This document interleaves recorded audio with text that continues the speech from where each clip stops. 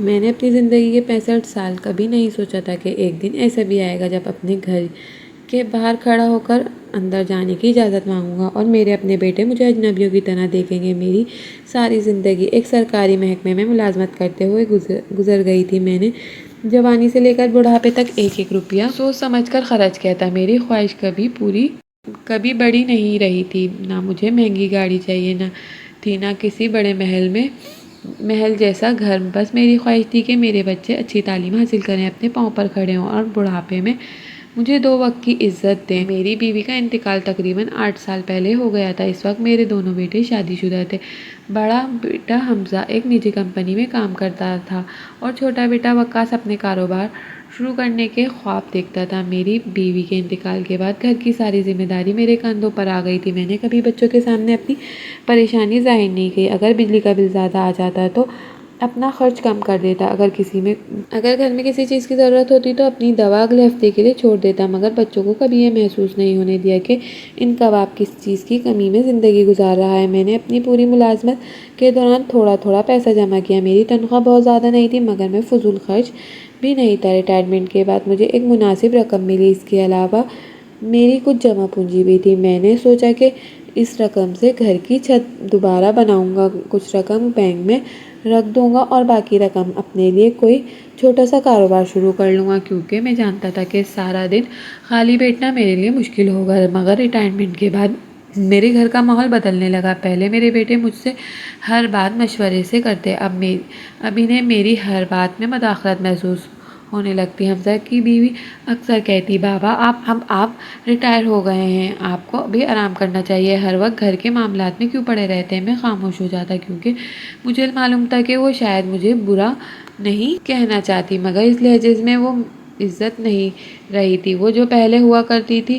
ایک دن حمزہ میرے کمرے میں آیا اور بولا، آپ نے ریٹائرمنٹ کی رقم کہاں رکھی ہے؟ میں نے اس سے بتایا کہ کچھ رقم بینک میں ہے اور میرے اکاؤنٹ میں۔ اس نے فوراً کہا، آپ اکیلے اس رقم کو کیسے سنبھالیں گے؟ آج کل فراڈ بہت ہو رہا ہے، آپ کسی پر بھروسہ نہیں کر سکتے۔ میں ہنس کر کہا، بیٹا میں نے 45 سال بینک میں کام کیے ہیں، مجھے معلوم ہے پیسے کیسے سنبھالتے ہیں۔ وہ خاموش ہو گیا، مگر اس دن کے بعد اس نے بار بار یہی بات شروع کر دی کہ پیسے کسی محفوظ جگہ پر ہونے چاہیے۔ وقاص بھی اس گفتگو میں شامل ہونے لگا۔ وہ کہتا، باپ آپ ہمیں اپنا سمجھتے ہیں تو ہم سے پیسے چھپانے کی کیا ضرورت؟ میں انہیں سمجھتا تھا کہ میں کچھ نہیں چھپا رہا ہوں، بس اپنی ضرورت کی رقم اپنے پاس رکھنا چاہتا ہوں۔ مگر میرے بیٹے میری بات کو شک کی نظر سے دیکھنے لگے۔ میں نے محسوس کیا کہ ان کے رویے میں تبدیلی صرف پیسوں کی وجہ سے آئی تھی، مگر میں نے خود کو تسلی دیتے رہا، شاید میں غلط سوچ رہا ہوں، آخر وہ میرے بیٹے تھے جنہیں میں نے اپنی زندگی کے بہترین سال دیے تھے۔ ریٹائرمنٹ کے بعد تقریباً 1 ماہ بعد وقاص نے مجھ سے کہا، وہ ایک کاروبار شروع کرنا چاہتا ہے، اس کے لیے 15 لاکھ درکار ہیں۔ اس نے بہت یقین سے کہا، اگر یہ موقع ہاتھ سے نکل جاتا تو وہ ساری زندگی افسوس کرے گا۔ میں نے اس سے سوچا، کاروبار کیا ہے؟ اس نے کہا، ایک چھوٹی سی دکان ہے، گاڑیوں کے پرزوں کا کام بتایا۔ مجھے یہ منصوبہ زیادہ واضح نہیں لگا، مگر میں نے کہا، میں کچھ رقم مدد کے طور پر دے سکتا ہوں۔ وقاص فوراً بولا، مدد کے طور پر نہیں بابا، یہ میرا حق ہے، آپ نے ساری زندگی ہمارے لیے کمایا ہے، اب ہمیں بھی آپ کے پیسے میں حصہ ملنا چاہیے۔ اس کی بات سن کر کچھ دیر خاموش رہا۔ میں نے کبھی نہیں سوچا تھا کہ میرا بیٹا میرے سامنے میرے پیسے کو اپنا حق کہے گا۔ میں نے اسے سمجھایا کہ بیٹا، میں نے تمہاری تعلیم پر خرچ کیا، تمہاری شادی میں مدد کی، تمہارا گھر بسانے کے لیے رقم دی، مگر اس کا مطلب یہ نہیں کہ میری ساری جمع پونجی تمہاری ملکیت بن گئی۔ وقاص کا چہرہ بدل گیا، وہ کمرے سے باہر چلا گیا۔ اگلے دن حمزہ میرے پاس آیا، اس نے بھی یہی بات کی، مگر اس کا انداز زیادہ نرم تھا۔ وہ کہنے لگا، بابا وقاص جذباتی ہے، آپ اس کی بات کا برا نہ مانیں، لیکن آپ کو بھی سوچنا چاہیے کہ آپ کے بعد یہ سب کچھ ہمارا ہی ہونا ہے۔ اگر آج ہم اپنا کاروبار شروع کر لیں گے تو آپ کے لیے بھی آسانی ہوگی۔ میں نے کہا، بیٹا میرے بعد جو کچھ ہے وہ تمہارا ہی ہوگا، میں ابھی زندہ ہوں اور مجھے اپنی زندگی باقی دنوں کا بھی حق ہے۔ حمزہ نے پہلی بار میری طرف ایسے دیکھا جیسے میں کوئی بہت بڑی غلط بات کہہ رہا ہوں۔ اس کے بعد گھر میں میری حیثیت آہستہ آہستہ بدلنے لگی۔ کھانے کی میز پر میرے لیے جگہ بنائی جاتی تھی۔ اب کبھی کبھی مجھے انتظار کرنا پڑتا، کبھی بہو کہتی، بابا آج کھانا کم بنا ہے، آج آپ روٹی کے ساتھ سالن لے لیجیے۔ کبھی میرے کمرے میں کا پنکھا خراب ہو جاتا اور کئی دن تک ٹھیک نہ ہوتا۔ شکایت نہیں کرتا مگر اندر اندر ٹوٹا جا رہا تھا۔ میں نے سوچا تھا کہ شاید وقت کے ساتھ ساتھ سب ٹھیک ہو جائے گا، مگر پھر ایک دن حمزہ نے مجھ سے کہا اسے میرے بینک اکاؤنٹ کی تفصیلات چاہیے۔ میں نے وجہ پوچھی، بولا بس گھر کے کاغذات کے لیے ضرورت ہے۔ میں نے صاف انکار کر دیا۔ اس رات دونوں بیٹے میرے کمرے میں آئے۔ ان کے چہرے پر وہ نرمی نہیں تھی جو پہلے ہوتی تھی۔ وقاص نے کہا بابا آپ ہم پر اعتماد نہیں کرتے۔ میں نے کہا اعتماد ہے مگر اپنے فیصلوں کا فیصلہ میں خود کروں گا۔ حمزہ نے کہا آپ کو سمجھنا چاہیے کہ اب آپ اکیلے فیصلے کرنے کی حالت میں نہیں رہے۔ یہ بات سن کر میں چونک گیا۔ میں نے کہا میں بیمار نہیں ہوں، نہ مجھے کسی نے پاگل قرار دیا ہے، میں نے اپنے فیصلے خود کر سکتا ہوں۔ وقاص نے غصے میں کہا یہی ضد آپ کو لے ڈوبے گی۔ میں نے پہلی بار اپنے بیٹے کو سخت لہجے میں جواب دیا، اگر میرے پیسے تمہیں اتنے ہی عزیز ہیں تو تم میرے بیٹے بن کر میرے ساتھ رہو۔ میرے وارث بن کر میرے کمرے میں خاموشی چھا گئی۔ اگلی صبح جب میں اٹھا تو میرا ATM کارڈ میرے بٹوے میں نہیں تھا۔ میں نے حمزہ سے پوچھا، اس نے کہا میں نے رکھ لیا ہے۔ میں نے حیرت سے پوچھا تم نے میری اجازت کے بغیر میرا کارڈ کیوں لیا؟ اس نے کہا بابا آپ غصے میں آ کر پیسے ضائع کر سکتے ہیں۔ میں نے فوراً کارڈ واپس مانگا مگر اس نے صاف انکار کر دیا۔ میں نے بینک جانے کی کوشش کی مگر وقاص نے دروازے کے سامنے کھڑے ہو کر پہلے ہی سب بیٹھ کر بات کریں گے۔ اس دن مجھے پہلی بار احساس ہوا کہ میں اپنے ہی گھر میں قیدی بن چکا ہوں۔ میں نے کئی گھنٹے انہیں سمجھانے کی کوشش کی مگر دونوں بیٹے ایک ہی بات کہتے رہے، میری رقم اب آپ کے پاس محفوظ ہے اور مجھے ہر ماہ ضرورت کے مطابق پیسے دے دیے جائیں گے۔ میں نے کہا یہ میری محنت کی کمائی ہے، تم لوگ ایسے مجھ سے نہیں چھین سکتے۔ حمزہ نے جواب دیا ہم آپ کے بیٹے ہیں، ہمیں حق ہے۔ میں نے کہا حق محبت سے ملتا ہے، زبردستی سے نہیں۔ مگر میری بات کا ان پر کوئی اثر نہیں ہوا۔ اگلے 2 دن تک گھر کا ماحول مزید خراب رہا۔ پھر شام وقاص کی بیوی نے میرے سامنے کہا اگر بابا یہاں رہنا پسند نہیں تو وہ کہیں اور جا سکتے ہیں، اور میں نے اس کی طرف دیکھا اور سوچا کیا واقعی میرے لیے اب یہ گھر نہیں رہا؟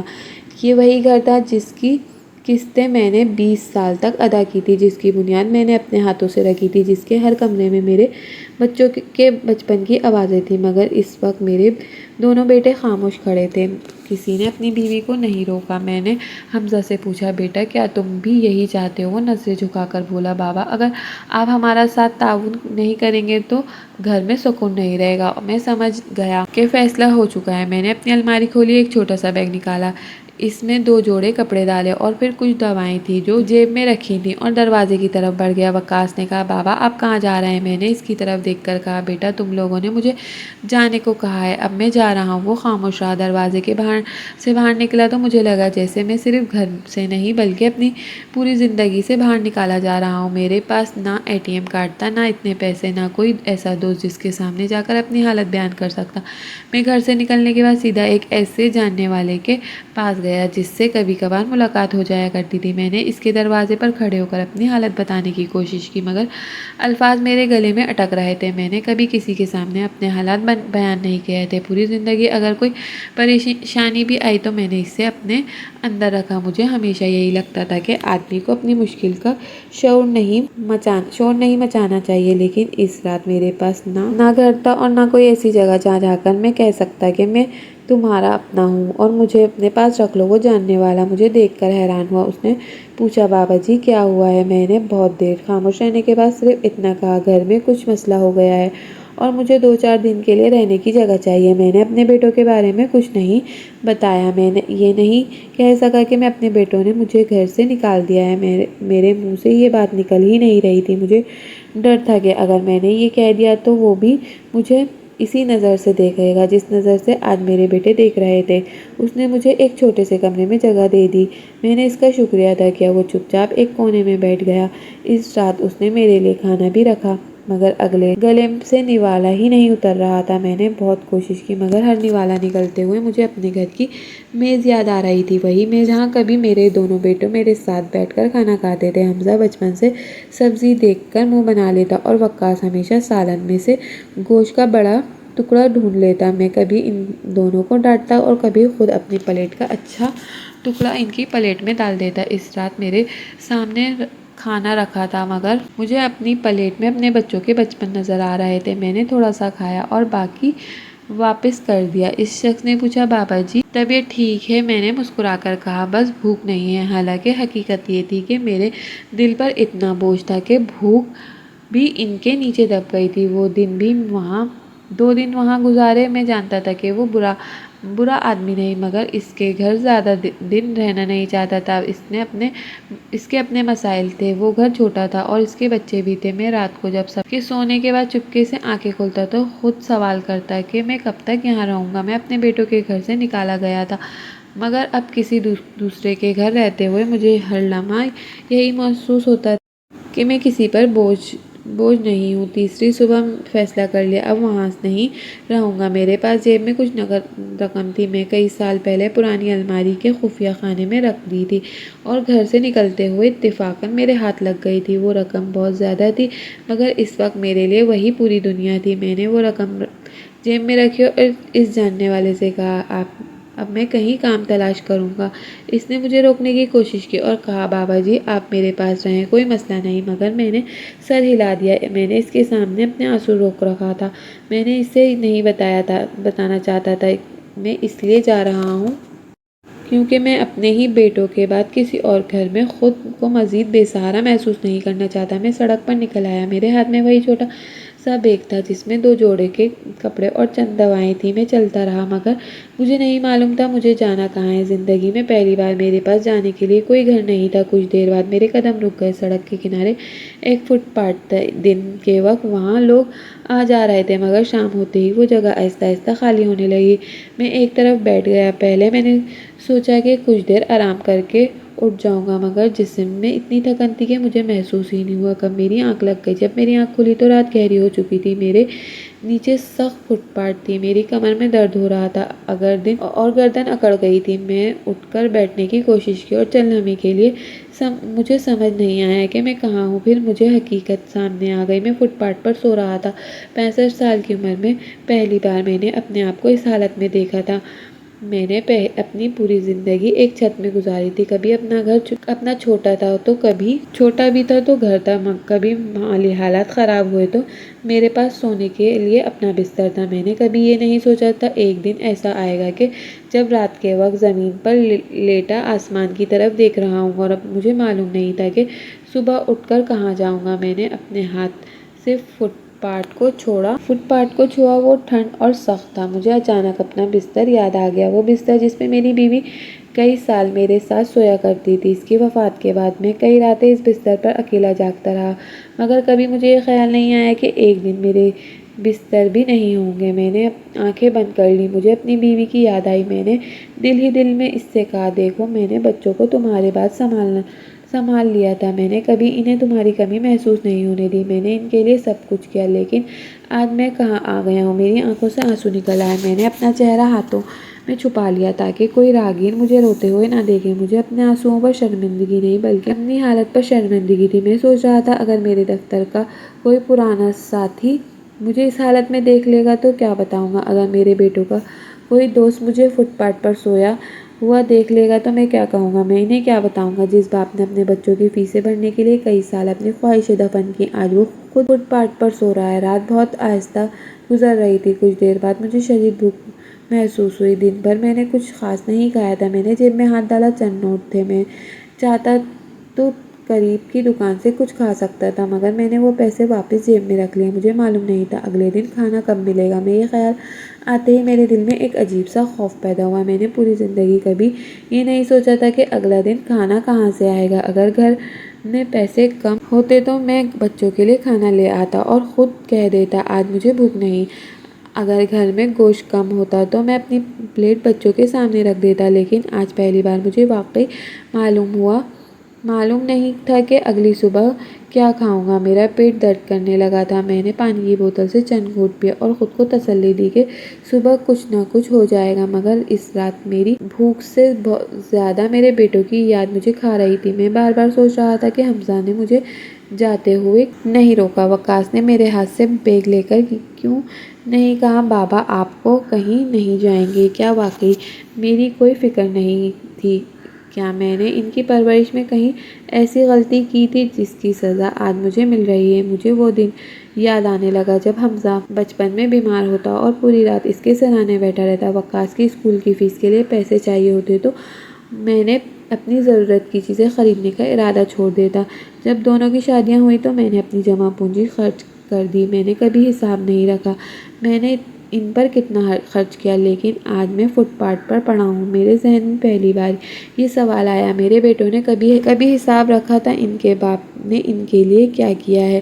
میں نے خود ہی سر جھکا لیا۔ مجھے اپنے بچوں سے حساب مانگنا چاہیے تھا۔ میں نے انہیں اس لیے پالا تھا کہ وہ بچے تھے، لیکن میں نے یہ بھی نہیں سوچا کہ وہ ایک دن مجھے اس طرح بے سہارا چھوڑ دیں گے۔ صبح ہونے سے پہلے میری آنکھ کھل گئی، کبھی کسی گاڑی کے گزرنے سے، کبھی کسی کتے کے بھونکنے سے، اور کبھی اس خوف سے کوئی میرا بیگ نہ لے جائے۔ میں ہر بار گھبرا کر اٹھتا اور اپنے بیگ کو سینے لگا لیتا۔ وہ بیگ جس میں 2 جوڑے کپڑے تھے اس وقت مجھے اپنی پوری زندگی سے زیادہ قیمتی لگ رہے تھے۔ فجر کا قریب آسمان ہلکا ہونے لگا، لوگ سڑک پر نکلنے لگے، کچھ لوگ مجھے دیکھ کر آگے بڑھے۔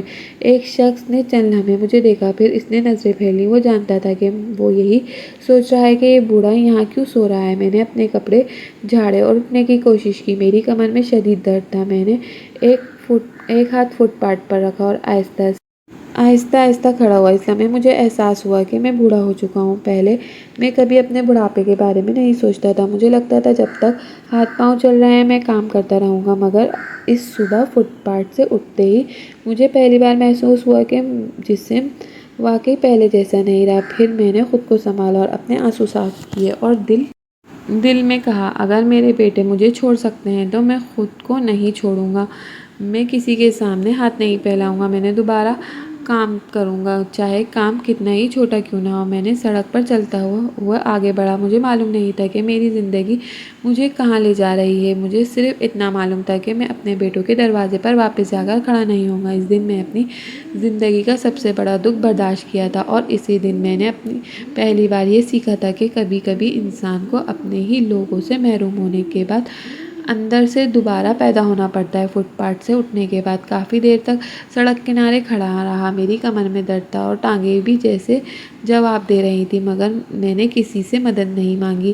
میں نے اپنا چھوٹا سا بیگ کاندھے پر رکھا اور آہستہ آہستہ چلنے لگا۔ میرے پاس جانے کے لیے کوئی جگہ نہیں تھی، اس لیے بس چلتا رہا۔ مجھے خود نہیں معلوم تھا میں کہاں جا رہا ہوں۔ کبھی میں کسی دکان کے سامنے رک جاتا، کبھی کسی چائے کے ہوٹل کے پاس کھڑا ہو جاتا اور خود ہی آگے بڑھ جاتا۔ میں نے زندگی میں پہلی بار محسوس کیا، آدمی کے پاس اگر گھر نہ ہو تو شہر کتنا بڑا اور بے رحم لگتا ہے۔ صبح کے وقت سڑکوں پر لوگوں کی بھیڑ لگنے لگی، لوگ اپنے کاموں پر جا رہے تھے، کسی کے ہاتھ میں دفتر کا بیگ تھا، کسی کے ہاتھ میں بچے، کوئی موٹر سائیکل پر اپنی بیوی کو بٹھا کر جا رہا تھا۔ میں انہیں دیکھتا رہا، میرے دل میں بھی عجیب سی چبھن پیدا ہوئی۔ مجھے بھی کبھی صبح اپنے بیٹوں کے ساتھ اسی طرح گھر سے نکلنے کی جلدی ہوتی تھی۔ حمزہ کو دفتر پہنچنے میں دیر ہو رہی ہوتی، میں نے اسے آواز دیتا، اور وقاص اکثر اپنی موٹر سائیکل کی چابی تلاش کرتے ہوئے پورے گھر میں شور مچا دیتا۔ آج وہ دونوں کہاں تھے، میں کہاں تھا؟ میں ایک چھوٹے سے ہوٹل کے باہر جا کر بیٹھ گیا۔ اندر لوگ ناشتہ کر رہے تھے، چائے کے کپوں کی بھاپ آ رہی تھی اور گرم پراٹھوں کی خوشبو باہر تک آ رہی تھی۔ مجھے اچانک شدید بھوک محسوس ہوئی۔ میں نے جیب میں ہاتھ ڈالا اور اپنے پیسے گننے لگا۔ میرے پاس اتنی رقم تھی کہ میں ناشتہ کر سکتا تھا، مگر میں نے فوراً پیسے واپس جیب میں رکھ لیے۔ میں کافی دیر تک وہاں بیٹھا رہا۔ آخر ایک لڑکے نے مجھے دیکھ کر پوچھا، بابا جی چائے لاؤں؟ میں نے پہلے انکار کیا، مگر پھر نہ جانے کیوں میری آنکھوں میں آنسو آ گئے۔ میں نے کہا، بیٹا ایک چائے دے دو۔ اس لڑکے نے چائے میرے سامنے رکھی، اور جب میں پیسے دینے چاہے تو اس نے ہاتھ روک دیا اور کہا، بابا جی رہنے دیں۔ میں بہت اصرار کیا، مگر اس نے پیسے نہیں لیے۔ وہ چائے میرے لیے صرف چائے نہیں، مجھے لگا جیسے کسی اجنبی نے مجھے یاد دلایا ہوا کہ دنیا میں ابھی بھی ایسے لوگ موجود ہیں جو کسی بوڑھے آدمی کو دیکھ کر اس سے فائدہ اٹھانے کے بجائے اس کا خیال رکھ سکتے ہیں۔ میں نے چائے کے کپ کو دونوں ہاتھوں سے پکڑا اور پھر آہستہ آہستہ پینے لگا۔ میرے بیٹوں نے مجھے گھر سے نکال دیا تھا، مگر ایک اجنبی لڑکا مجھے مفت چائے دے رہا تھا۔ اس خیال نے میرے دل کو اور بھی توڑ دیا۔ میں نے خود سے کہا، کیا میں نے اپنے بچوں کو محبت دینا نہیں سکھایا تھا؟ پھر میں نے فوراً خود کو روک لیا اور اپنے بچوں کو برا نہیں کہنا چاہتا تھا۔ آخرکار وہ میرے بچے تھے، دل چاہتا تو ان سے ناراض رہوں، مگر جیسے ہی ان کا بچپن یاد آتا تو میرا دل نرم پڑ جاتا۔ میں نے کئی جگہ کام تلاش کیا، ایک ورک شاپ پر جا کر مجھے کوئی کام مل سکتا ہے۔ مالک نے مجھے اوپر سے نیچے تک دیکھا اور بولا، بابا جی آپ کی عمر زیادہ ہے، آپ سے کام نہیں ہوگا۔ میں نے کہا، بیٹا محنت کر سکتا ہوں۔ اس نے کہا، مجھے نوجوان آدمی چاہیے۔ میں خاموشی سے باہر آیا۔ دوسری جگہ ایک دکان والے نے کہا، آپ بیٹھ کر حساب کتاب کر سکتے ہیں، مگر تنخواہ بہت کم ہے۔ میں نے کہا، مجھے جتنی ملے گی میں کر لوں گا۔ اس نے مجھے پوچھا کہ آپ کے گھر والے کہاں ہیں؟ میں خاموش ہو گیا۔ میں اسے کیا بتاؤں؟ میرے بیٹے زندہ ہیں، مگر ان کے لیے مر چکا ہوں۔ میں نے وہاں بھی کام نہیں کیا۔ شام تک میرے قدموں میں درد ہونے لگا۔ میں ایک دیوار کے ساتھ بیٹھے اپنی جیب سے موبائل نکالا۔ میرے ہاتھ خود بخود حمزہ کے نمبر پر چلا گیا۔ میں کئی لمحے اس کا نام دیکھا، پھر وقاص کا نمبر کھولا۔ پھر میرا دل چاہ رہا کسی کو فون کر کے کہوں، بیٹا مجھے لینے آ جاؤ، تم سے پیسے نہیں مانگوں گا، تمہارے گھر میں کسی کونے میں رہ لوں گا، میں تمہیں پریشان نہیں کروں گا۔ مگر پھر مجھے وہ بات صبح یاد آ گئی جب میں اپنا ATM کارڈ واپس مانگا تھا اور حمزہ نے انکار کر دیا تھا۔ مجھے وہ دروازہ یاد آ گیا جس کے سامنے وقاص کھڑا تھا، اور مجھے وہ شام یاد آ گئی جب میں اپنا بیگ اٹھا کر گھر سے نکلا تھا اور میرے دونوں بیٹے خاموش کھڑے تھے۔ میں نے اپنا موبائل بند کر دیا۔ اس رات میں دوبارہ اسی فٹ پاتھ پر جا کر لیٹ گیا۔ پہلی رات مجھے صدمہ تھا، مگر دوسری رات مجھے اپنی حقیقت سمجھ آ گئی تھی۔ میں نے اپنے بیگ اپنے سر کے نیچے رکھا اور آسمان کی طرف دیکھنے لگا۔ میرے گھر میں کبھی چھت کا پنکھا خراب ہو جاتا تو فوراً ٹھیک کروا دیتا، کبھی بجلی چلی جاتی تو بچوں کو ہاتھ کا پنکھا چلتا۔ آج میں کھلے آسمان کے نیچے پڑا تھا، میرے پاس کوئی نہیں تھا۔ میں پوچھتا کہ بابا جی آپ کھانا کھایا یا نہیں؟ مجھے بھوک لگی ہوئی تھی۔ میں نے پیسے نکالے اور پھر ایک بار انہیں گنا، اور میں نے سوچا ابھی نہیں، ابھی کھانا کھا لوں گا یا کسی کام کے لیے بچا کر رکھوں۔ آخر میں نے یہ پیسے واپس رکھ دیے اور پانی پی کر لیٹ گیا۔ اس رات بہت دیر جاگتا رہا۔ کبھی مجھے حمزہ کی آواز سنائی دیتی، کبھی وقاص کا بچپن یاد آتا۔ میں نے اپنی آنکھیں بند کر کے خود کو سمجھاتا، وہ میرے بیٹے ہیں، شاید ان سے غلطی ہو گئی، شاید ایک دن انہیں احساس ہوگا۔ لیکن دل کے اندر ایک ایسی آواز تھی، اگر انہیں احساس نہ ہوتا تو وہ مجھے سڑک پر اکیلا نہ چھوڑتے۔ میں آنکھیں کھولے، میرے گال پر آنسو بہہ رہے تھے۔ میں نے انہیں صاف کیا اور خود سے کہا، اب بس، اگر میرے بیٹے مجھے سہارا نہیں دیں گے تو میں اپنے ہاتھوں سے اپنا سہارا بنوں گا۔ اگلی صبح میں نے فیصلہ کر لیا، کوئی بھی کام کروں گا، عمر چاہے جتنی بھی ہو، مگر میرے ہاتھ ابھی کام کر سکتے ہیں۔ میں نے اپنے بیگ کو کندھے پر رکھا اور دوبارہ سڑک پر نکل آیا۔ مجھے نہیں معلوم تھا میری زندگی کس طرف جا رہی ہے، مگر اب میں نے طے کر لیا تھا، میں کسی کے دروازے پر کھڑا ہو کر رحم نہیں مانگوں گا۔ دوپہر تک جب مجھے ایک چھوٹی سی ورک شاپ پر کام مل گیا، مالک نے کہا، اگر تم واقعی محنت کر سکتے ہو تو چند دن آزما لو۔ میں نے فوراً ہاں کر دی۔ کام مشکل تھا، مگر کئی گھنٹے کھڑا رہنے کے بعد میری کمر درد کرنے لگی، ہاتھوں میں گریس لگ گئی اور شام تک میرے کپڑے خراب ہو گئے۔ مگر جب مالک نے دن کے آخر میں میری ہتھیلی پر چند نوٹ رکھے تو میں کچھ دیر انہیں دیکھ رہا تھا۔ وہ رقم بہت کم تھی، مگر وہ میری محنت کی کمائی تھی۔ میں نے نوٹ مٹھی میں بند کیے اور میری آنکھوں سے آنسو نکل گئے۔ کبھی میں اپنے بیٹوں کے لیے ہزاروں روپے خرچ کر دیتا، وہ کبھی انہیں اپنی ضرورت سے زیادہ دے دیتا۔ آج میں چند سو روپے کما کر خود کو پہلے سے زیادہ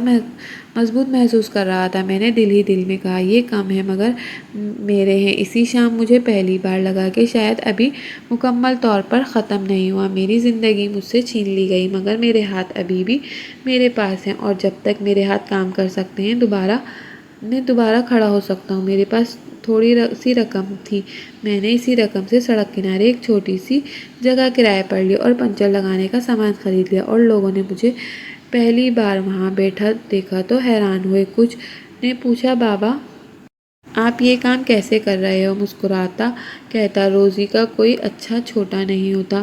حقیقت یہ تھی کہ میرے ہاتھوں میں اب پہلے جیسی طاقت نہیں رہی تھی، مگر میں نے کام سیکھ لیا تھا، موٹر سائیکل کے ٹائر کھولنا، پنچر کی تلاش کرنا، ٹیوب میں ہوا بھرنا، کبھی کبھی سائیکل کا ٹائر بدلنا۔ گرمی بہت شدید تھی، سڑک کنارے دھول اڑ رہی تھی، مگر ہر صبح اپنی دکان کھولتا کچھ لوگ مجھے بابا جی کہہ کر بلاتے تھے اور مجھے میرے ساتھ بیٹھ کر باتیں کرتے تھے۔ میں نے پہلی بار محسوس کیا کہ ایک اجنبی لوگ کبھی کبھی اپنے لوگوں سے زیادہ انسانیت دکھا دیتے ہیں۔ تقریباً 3 ماہ گزر گئے، میں نے اپنے بیٹوں سے کوئی رابطہ نہیں کیا، نہ انہوں نے مجھے فون کیا۔ ایک دن دوپہر کے وقت سورج سر پہ تھا، میں نے ایک موٹر سائیکل کا پچھلا ٹائر کھول کر بیٹھا تھا، میرے کپڑے پسینے میں بھیگ رہے تھے۔ اچانک ایک لمبی چمکتی ہوئی گاڑی میری دکان کے سامنے رکی۔ گاڑی کا دروازہ کھلا اور ایک آدمی باہر نکلا۔ وہ تقریباً 50 سال کا تھا، اس نے صاف ستھرے کپڑے پہن رکھے تھے، اس کے ہاتھ میں اس کے ساتھ ڈرائیور بھی تھا۔ وہ سیدھا میری طرف آیا، میں نے سوچا شاید گاڑی کا ٹائر خراب ہو گیا، مگر اس نے میری طرف دیکھا اور کہا بابا جی۔ میں نے سر اٹھایا، اس نے میرا ہاتھ پکڑ لیا اور بہت بھاری آواز میں کہا میرے ساتھ چلیں۔ میں نے حیرت سے پوچھا بیٹا آپ کون ہیں؟ اس نے میری بات کا جواب نہیں دیا، بس میرا ہاتھ مضبوطی سے پکڑ رکھا۔ میں نے کہا میں دکان کیسے چھوڑوں گا؟ اس نے ڈرائیور کی طرف دیکھا اور کہا دکان بند کر دو۔ میں گھبرا گیا اور ہاتھ چھڑاتے ہوئے بولا تم لوگ ہو کون؟ وہ شخص میری طرف آنکھوں سے دیکھ کر بولا بابا جی اگر آپ میرے ساتھ نہیں چلیں گے تو شاید میں کبھی اپنے آپ کو معاف نہیں کروں گا۔ اس کی بات نے مجھے حیران کر دیا۔ میں نے پوچھا تم جانتے ہو؟ اس نے سر جھکا لیا اور پھر بولا میں آپ کو بہت اچھی طرح جانتا ہوں۔ میرے دل میں ایک عجیب سا خوف پیدا ہوا۔ میں نے اس آدمی کے ساتھ گاڑی میں بیٹھنے کا فیصلہ کیا، مگر راستے بھر وہ خاموش رہا۔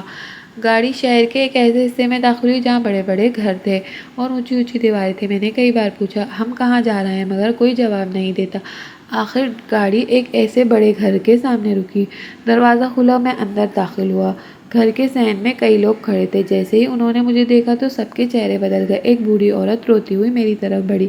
میں نے اسے کبھی اپنی زندگی میں نہیں دیکھا تھا، مگر اس نے میرے ہاتھ پکڑ لیے اور کہا آپ نے مجھے پہچانا نہیں؟ میں نے حیرت سے اسے دیکھا اور وہ رو رہی تھی، وہ بار بار میرا ہاتھ چوم رہی تھی۔ میں گھبرا کر کہا بی بی آپ کون ہیں؟ اسی وقت وہ شخص مجھے وہاں لے آیا، میرے سامنے آ کر کھڑا ہو گیا۔ اس نے میری آنکھوں میں دیکھا اور کہا بابا جی آپ نے میرے بیٹے کی جان بچائی تھی۔ میں نے حیرت سے پوچھا کب؟ وہ بولا 30 سال پہلے۔ میں نے اسے غور سے دیکھا، مگر مجھے کچھ یاد نہیں آیا۔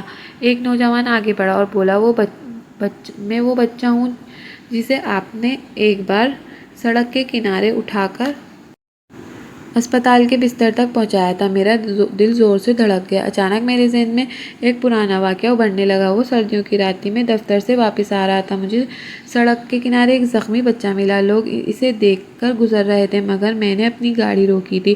میں نے اسے اسپتال لے گیا۔ ڈاکٹروں نے کہا اگر مزید دیر ہو جاتی تو بچہ مر سکتا تھا۔ میں نے اس کے علاج کے پیسے بھی دیے، مگر اس کے بعد میں کبھی اس کے خاندان سے نہیں ملا۔ انہوں نے میرا شکریہ ادا کیا، مگر بچہ اس وقت خطرے سے باہر تھا، مگر ایڈمٹ تھا۔ وہ لوگ اتنی پریشانی میں تھے کہ میں خاموشی سے وہاں سے نکل آیا۔ تبھی ایک نوجوان لڑکا میرے سامنے آیا۔ میں نے اس کو دیکھا اور کہا کیا تم وہی بچہ ہو؟ اس کی آنکھوں میں سے آنسو نکل آئے۔ بولا جی بابا جی میں وہی بچہ ہوں۔ تبھی اس کا باپ بولا جی بابا جی آپ کو میرے ساتھ صرف اس لیے نہیں لایا گیا، میں آپ کا قرض اتارنا چاہتا ہوں۔ میں روز آتے جاتے آپ کو دیکھتا تھا، مجھے شک تھا آپ وہی محسن ہیں۔ تب پتہ کیا تو معلوم ہوا آپ واقعی میرے محسن ہیں۔ آپ کو میرے لیے آنا ہوگا، کیونکہ میں آپ کی ساری معلومات حاصل کی تو مجھے معلوم ہوا کہ آپ کے بیٹوں نے آپ کے ساتھ کیا کیا ہے۔ انہوں نے آپ کا گھر سے نکالا ہے اور آپ کا گھر بیچنے کا معاہدہ بھی کر لیا۔ یہ سن کر میں حیرت سے دنگ رہ گیا۔ اسی لمحے مجھے احساس ہوا میرے بیٹوں نے مجھے صرف گھر سے نہیں نکالا، وہ میری پوری زندگی کو اپنے نام کرنے کی تیاری کر چکے تھے۔ میرے ہاتھ کانپ رہے تھے۔ یہ کیسے ہو سکتا ہے؟ گھر تو میرے نام ہے، اس نے آہستہ سے جواب دیا۔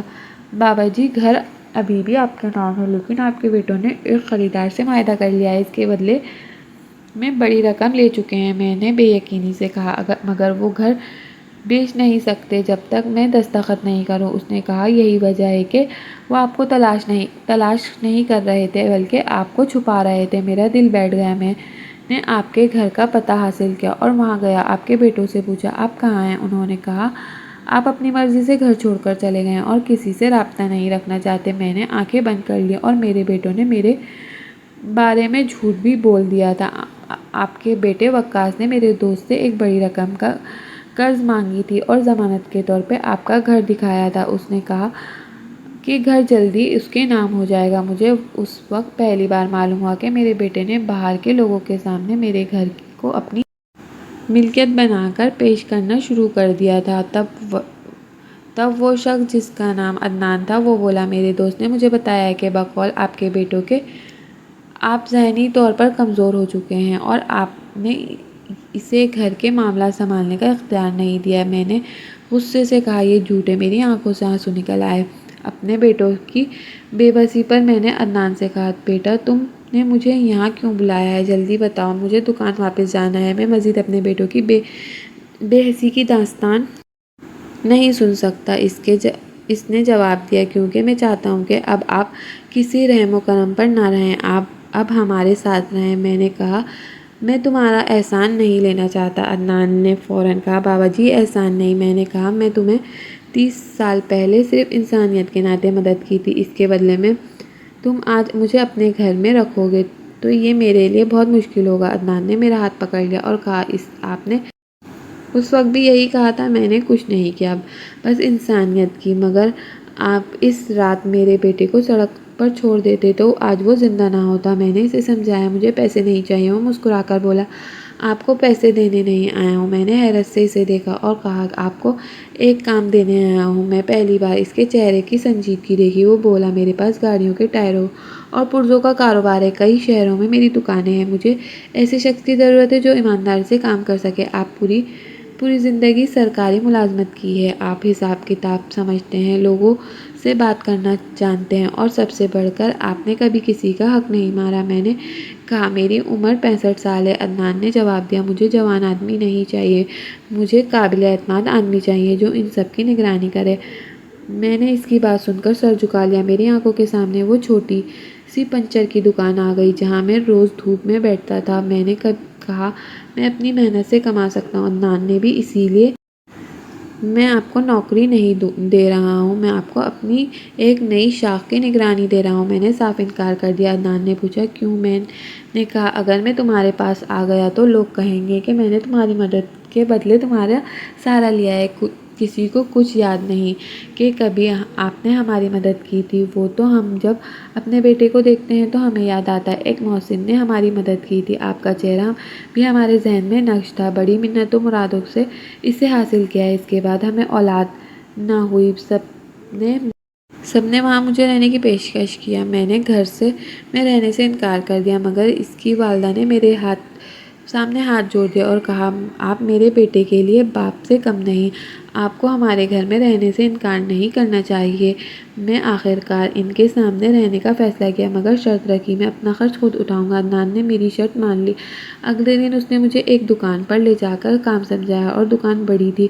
وہاں موٹر سائیکلوں کے ٹائروں، گاڑیوں کے ٹائر اور مختلف پرزے فروخت ہوتے تھے۔ میں نے عدنان سے کہا، یہاں کیا کروں گا؟ اس نے کہا، آپ حساب کریں گے، روزانہ آمدنی اور خرچ کا ریکارڈ دیکھیں گے اور ملازمین کی نگرانی کریں گے۔ میں نے کام شروع کر دیا۔ پہلے دن مجھے معلوم ہوا کہ ایک ملازم کئی ماہ سے روزانہ کی آمدنی پہ تھوڑی تھوڑی رقم دکھا رہا تھا۔ میں نے عدنان کو بتایا۔ اس نے کہا، آپ جو فیصلہ مناسب سمجھیں۔ میں نے اس ملازم کو بلایا، اس کے حساب پوچھا۔ وہ گھبرا گیا۔ اس نے چند منٹ میں وہ سب کچھ مان لیا۔ عدنان نے میری طرف دیکھ کر کہا، مجھے سمجھ آ گیا آپ کو میرے ساتھ کام کرنے کے لیے کیوں لایا جانا چاہیے تھا۔ میں نے کہا، تم نے کبھی مجھے کام دیا ہے، اس لیے پوری ایمانداری سے کروں گا۔ کچھ ہی دنوں میں میری زندگی بدلنے لگی۔ صبح کے وقت دکان پر جاتا، شام کو واپس آتا اور رات کو اپنے کمرے میں بیٹھ کر اپنے بیٹوں کے بارے میں سوچتا۔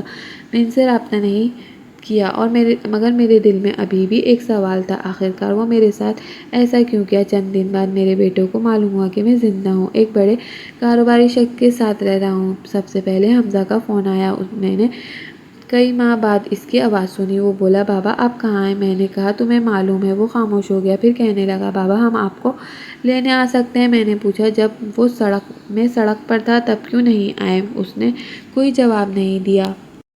میں نے فون بند کر دیا۔ اگلے دن وقاص کا فون آیا۔ اس نے کہا، بابا آپ ہم سے ناراض ہیں؟ میں نے کہا، نہیں بیٹا، میں تم سے ناراض نہیں ہوں، میں تمہارے عمل سے دکھی ہوں۔ وہ بولا، ہم نے جو کیا ہے آپ کے فائدے کے لیے کیا تھا۔ میں نے پوچھا، مجھے گھر سے نکالنا، مجھے میرا ریکارڈ چھیننا بھی میرے فائدے کے لیے تھا؟ وہ خاموش ہو گیا اور بولا، بابا آپ کو ہمارے ساتھ واپس جانا چاہیے۔ میں نے کہا، تمہارے پاس اب وہ گھر ہے جس میں؟ اس نے کہا، جی۔ میں نے کہا، تم نے وہ بیچنے کا معاہدہ کر لیا ہے۔ کچھ دیر فون پر خاموشی رہی، پھر اس نے کہا، آپ کو کس نے بتایا؟ میں نے، اب یہ اہم نہیں، وقاص نے فوراً کہا۔ بابا، آپ کو عدنان نے بھڑکایا ہے، وہ آپ کی جائیداد ہتھیانا چاہتا ہے۔ میں نے حیرت سے کہا، اس شخص نے مجھے سڑک سے اٹھایا، وہ میری جائیداد کیوں ہتھیائے گا؟ وقاص نے کہا، آپ کسی پر جلدی اعتماد نہ کریں۔ میں نے کہا، یہ نصیحت تم مجھے دے رہے ہو؟ وہ خاموش ہو گیا۔ وقت گزرتا گیا، میں محنت کرتا رہا، مجھے اپنی محنت کا معاوضہ ملتا رہا۔ میں نے قسطوں پر اپنے لیے ایک چھوٹا سا گھر خرید کر وہاں رہنے لگا۔ یہ گھر عدنان کے گھر کے قریب تھا۔ عدنان نے اس کام میں میری مدد کی۔ میں نے کہا، یہ سب تمہاری وجہ سے ممکن ہوا ہے۔ وہ مسکرایا اور بولا، بابا جی، یہ سب آپ کی وجہ سے ممکن ہوا ہے۔ میں نے کہا، میں تو صرف ایک زخمی بچے کو اسپتال پہنچایا تھا۔ عدنان نے جواب دیا، کبھی کبھی انسان اپنی زندگی میں کیا ہوا ایک چھوٹا سا نیک کام بھول جاتا ہے، مگر وہ نیکی کسی دوسرے انسان کو پوری زندگی بدل دیتی ہے۔ میں اپنے بیٹوں کو معاف کر دیتا، مگر ان کے ساتھ دوبارہ پہلے جیسا تعلق بنانے میں کئی سال لگیں گے۔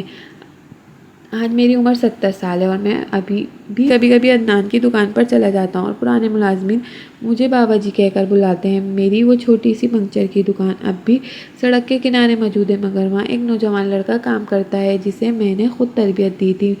میں نے دکان بند نہیں کی کیونکہ وہ جگہ مجھے یاد دلاتی ہے کہ انسان جب سب کچھ کھو دیتا ہے تب بھی اگر اس کے ہاتھ کام کرنے کے قابل ہو تو وہ دوبارہ کھڑا ہو سکتا ہے۔ میرے بیٹے اب میرے گھر آتے ہیں، میری عزت کرتے ہیں اور کبھی کبھی میرے ساتھ بیٹھ کر پرانی باتیں کرتے ہیں۔ حمزہ نے ایک دن مجھ سے پوچھا، بابا جی، آپ اب ہم پر مکمل اعتماد نہیں کرتے؟ میں نے انہیں جواب دیا، بیٹا، اعتماد دوبارہ بن رہا ہے، مگر اس بار میں اسے اندھا نہیں ہونے دوں گا۔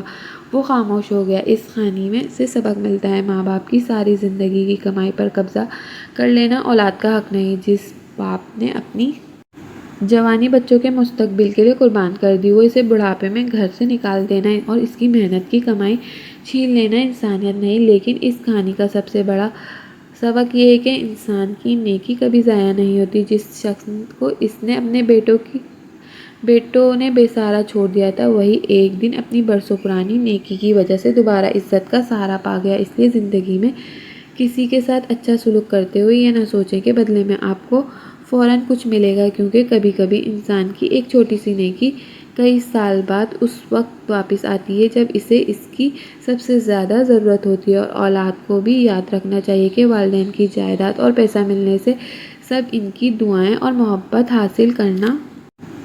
حاصل کرنا ضروری ہے۔ اگر کہانی اچھی لگی ہو تو اپنے دوستوں کے ساتھ شیئر کریں اور ویڈیو کو لائک اور چینل کو سبسکرائب کریں۔ اسٹوری کے بارے میں